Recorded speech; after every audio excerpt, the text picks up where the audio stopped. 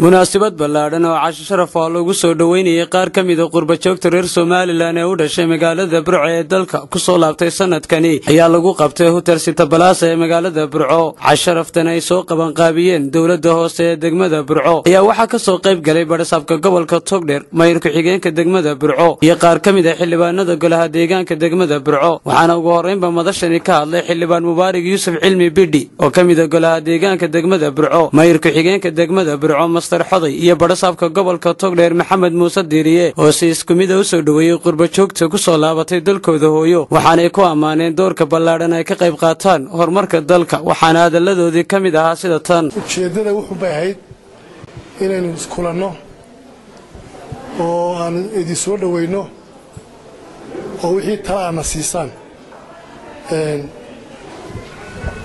ay soo dhaweynayna magaaladiinni ku soo dhawaadana dhammaantiinba qurba-joogayga waanu jecelahay waanu ku faannaa. gobolkan wuxuu ku dhismay qurba-joog ayuu ku dhismay kuna dhismi doonaa. waxaan caawa halkan ku soo dhaweynaynaa qurba-joogtii reer Somaliland gaar ahaan gobolka Togdheer qurba-joogtii u dhalatay oo ka kala yimid daafaha runtii caalamka.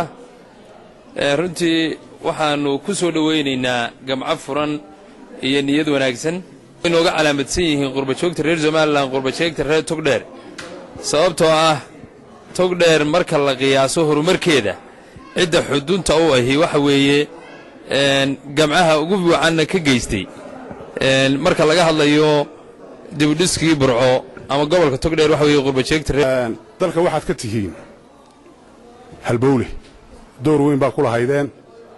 haddii ay tahay muxuu ahaa dhacdooyinkii soo dhacayay dalka ee dimuqraadiyadda lagu soo siqaayay idinkoo isahoo shakhsiyaada dalkiina ciddii wax ka qabsan karaysaaba ka qabsato jaanisyo badan baa ka furane ayaa laydinka baahan yahay. annaga xaggayana wax looga baahan yahay runtii inaanu idin soo dhaweyno waanaan idin soo dhaweynaynaa. xaafaddan iyo aag dhan baanu ugu magac darray xaafadda qurba-joog inay soo dhistaan.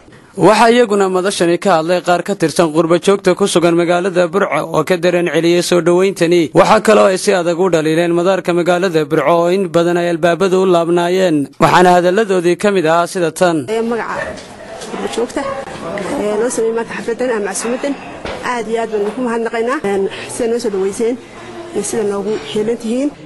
aan fariin u dirayaa dawladda hoose, maayarka, mayor ku-xigeenka, dhammaan xildhibaanada, taasoo ah magaaladii Burco waxaan ku arkaa dayac badan ay ka mid yihiin hosbitaalkii Burco, garoonkii diyaaradaha ee Burco oo aan wax alla wax laga qabtay aanu jirin.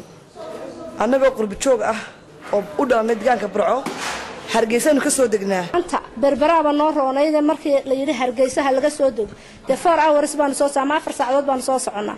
caruurihii way tabcaanayaan iyagoo ma tagay oo silcoos diyaarado ku soo jiray